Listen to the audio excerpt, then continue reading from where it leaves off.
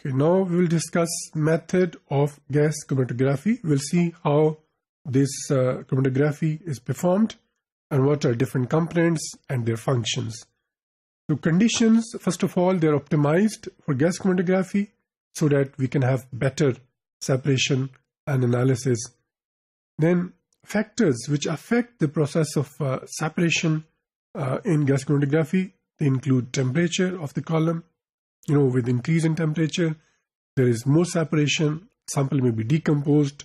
So that's why some temperature of the column that affects carrier gas and its flow rate. Sample is carried through the stationary phase, through the column with this gas. So how this carrier gas that flows through the column, that also matters. Stationary phase, since the sample has to react with the stationary phase, so it also is important. Then diameter and length of the column, that is also important. If the column has more diameter, there will be more flow through the column. And similarly, injection time, how we inject the sample into the column. And differential affinities of the components of mixture with the stationary phase, they are also important and they affect the process of separation. Now we will discuss component, the function of each part of gas chromatography and how it affects the rate of the separation. That will also be discussed here. The selection of carrier gas. We all know that sample is injected into the instrument and this carrier gas, which is normally an inert gas, that takes a sample into the column. Now this typical carrier gas that may include helium, nitrogen, argon or some other gas. One of the main features is that they should be inert so that sample does not react with the gas. Safety tissues and availability that influence selection of the carrier gas. जाहिर है हमें देखना होता है कि कोई जो gas है क्या वो सेफ है कि नहीं है. जैसे हाइड्रोजन जो है हमें पता है ये फ्लेमेबल गैस है, तो हमें उसके लिए केयर करना पड़ती है. अकॉर्डिंगली अगर कोई गैस बहुत जो है प्योर है, बहुत एक्सपेंसिव है, तो उसकी अवेलेबिलिटी भी देखा जाती है कि वो इजीली अवेलेबल है या नहीं है, तो अकॉर्डिंगली वो सिलेक्ट की जाती है. Pressure and flow rate of carrier gas, they are adjusted as per requirement of the process. जाहिर है अगर हमें फास्ट सेपरेशन करनी हो तो फास्ट सेपरेशन के लिए हमें एक डिफरेंट गैस सेलेक्ट करना होगी, स्लो के लिए डिफरेंट गैस सेलेक्ट करना होगी. तो choice also depends on type of the detector and components to be detector. जो कैरियर गैस है किस तरह के डिटेक्टर हम यूज़ कर रहे हैं और जो किसी सैंपल के अंदर जो डिफरेंट कंपोनेंट्स हैं वो कैसे हैं, उसके ऊपर भी ये डिपेंड करता है. So all these factors they affect the selection of the carrier gas. Now stationary phase. As we know, stationary phase is very important, as when sample flows through the column, it has to react with various stationary phases, and different components of the sample, they react differently with the stationary phase. So that's why it is important. So polarity of the solute is crucial for the choice of the suitable stationary compound.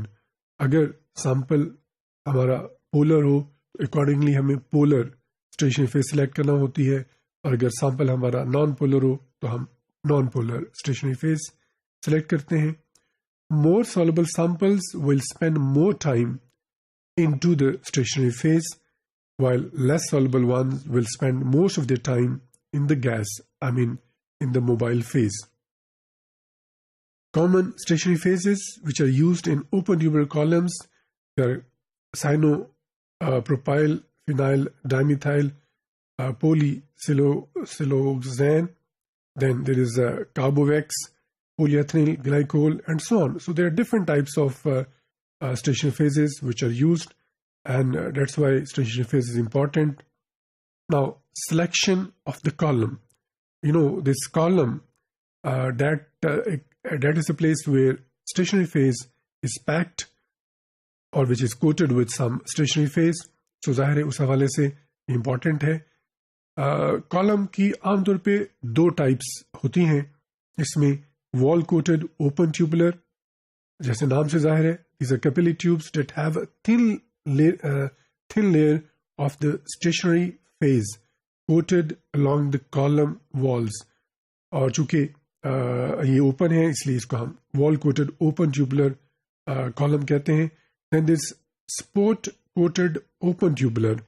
So here these are first coated with thin layer, and then the adsorbent solid is then adsorbed as the stationary phase.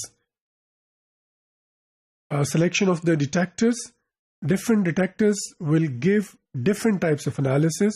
We all know it. That's why different types of detectors are used. Flame ionization detectors, they're used for the organic compounds, while thermal conductivity detectors, they are used universally for different types of substances. Electron capture detectors, they are used for halides, nitrates, some other types of substances, while flame photometric detectors, they are used for sulfur, phosphorus, tin, and some other metals. Now, inlet types and flow rates. The choice of inlet type and injection technique, that also depends on whether the sample is in the liquid, gas, or in the solid form. Dissolved samples, they can be introduced directly in the column by an injector, while gaseous samples are injected using the gas switching valve system so that there is no loss of the sample, while adsorbed samples may be introduced using an external desorption apparatus so that it may be injected into the column properly.